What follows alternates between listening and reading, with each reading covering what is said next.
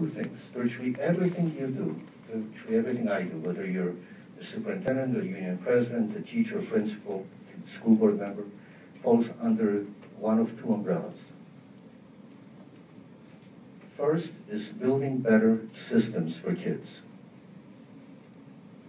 That should be the goal, building better systems for kids. Because it's really about systems, not about an event or an accomplishment. It's building ongoing systems. Peter Senge reminds us that no strategic plan, no matter how dazzling, is as good as ongoing strategic planning. So building better systems. Number two, building better relationships among us. Building better relationships is no less important than building better systems for one main reason. You cannot build better systems, and you certainly cannot sustain better systems in the absence of better relationships. It's impossible. It's like one hand clapping. You can't do that. So better relationships is not nice if you can have it. Better relationships are indispensable, the prerequisite for building better systems and sustaining them. Question 2, or point 2. This is not just about excellence. This is about expanding excellence or building excellence and equity in tandem. This is not just about helping those whom God has already helped. This is excellence without equity is not excellence. It's a privilege.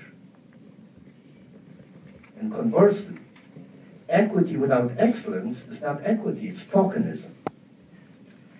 So those of us who work in urban districts particularly, but not just in urban, rural as well, know very well that sometimes getting the highest scoring kids to score even higher is misread as promoting excellence. All it does is widens the goal. Third point, the challenge, the real challenge of reform is not to prove that we can create yet another isolated exception to the norm, or even a number of them. The challenge is to figure out what nobody has so far, how do you make the exception into the norm? In other words, how do you make available to all kids what is now available only to some?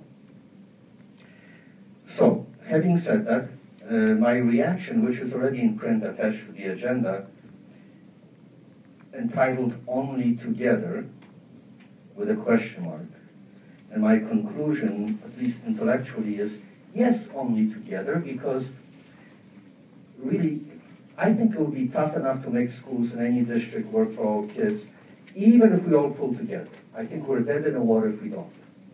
It's a non-starter if we don't. But what do you do? By the way, that's intellectually.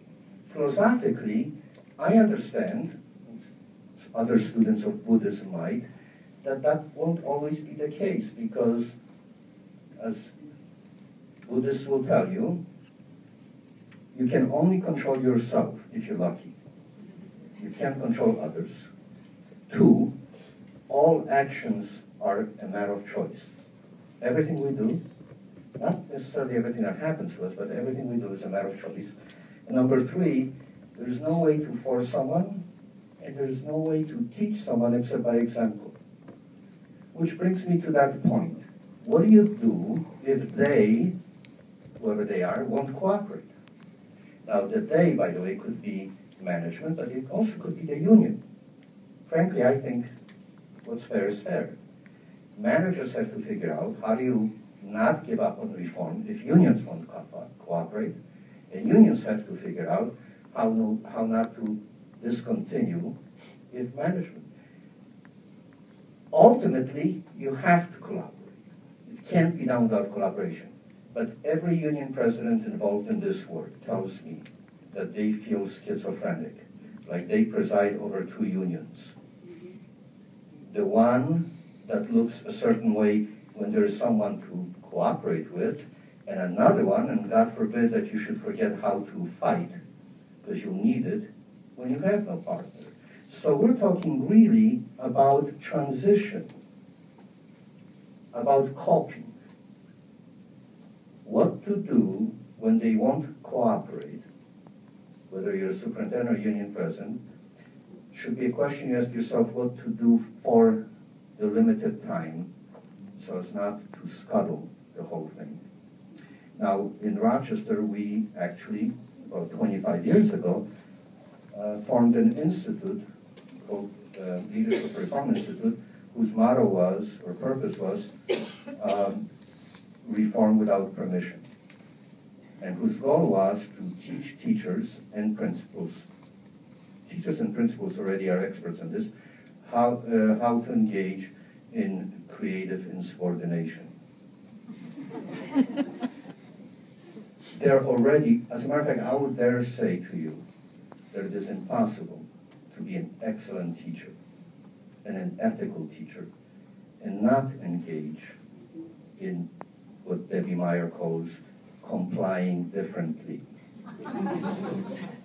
on the assumption that for the same reason that they can't help you, they being whatever bureaucracy, for the same reason they can't help you, they can't catch you either, which explains why teachers often close the door, and you know that little window on the classroom door gets blocked out, gets covered by display of students' work, right? So, my parting advice, I think you should view cooperation and working together as a prerequisite, not as an extra, right? We shouldn't get a divorce every time we disagree. I think you should understand that even after you prove that it's their fault, you're back to square one, because if we truly are all in the same boat together, it don't matter which end leaks, the boat goes down. I think you should learn coping skills, in other words, how to proceed alone if you must, but always prefer to not go it alone. I think you should take Randy Weingarten's advice and insist that they do this with us and not to us. Because the only partnerships that work in life, not just in education, are equal partnerships. There is no such thing as parity among unequals. It's wishful thinking. Equal partnerships. If there's two of us, it's got to be 50-50. If there's four of us, you should settle for 25%. Nobody should have an undue advantage or disadvantage. And so I would say that reciprocal obligations is a microcosm, a good example of this worldview where there is no accountability without empowerment, and there should be no empowerment without accountability, and we either all make progress or we all fail. I think, since this is an industry of educated people, chances are greater for progress than for failure if the will is there, and if there is trust.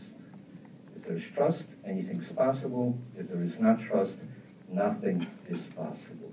And trust, and I'll end on this note, trust is not something that you're lucky if you find it. Rarely can you point to an instance in life where you begin with trust. You're lucky if you end up with trust. So trust is not the cause for taking joint action. It's the result of taking joint action. It is nothing more than the collective memory of past successes together, which implies a leap of faith, which is what Providence did and should be commended for.